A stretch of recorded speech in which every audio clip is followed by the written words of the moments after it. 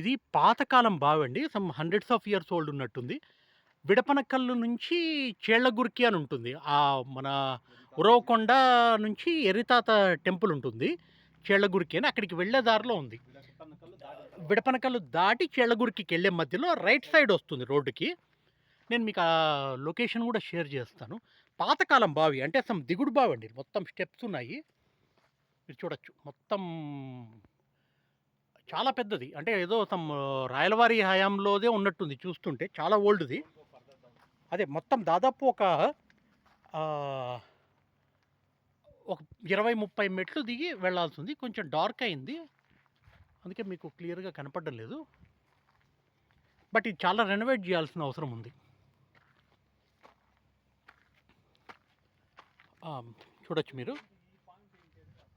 Complete దిగుడు బావి plus చాలా ఓల్డ్‌దండి. ఇది hundreds of years old.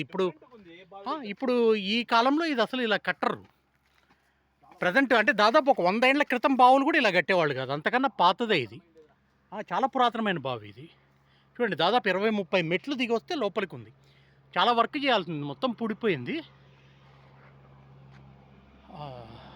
Okay అండి. జస్ట్ ఇదే. You can see this. Vidapanakal నుంచి చేళ్లగురికి అనే ఊరికెళ్ళేది ఎరితాత టెంపుల్‌కెళ్ళే దగ్గర ఉంది ఇది. Thank you for watching it.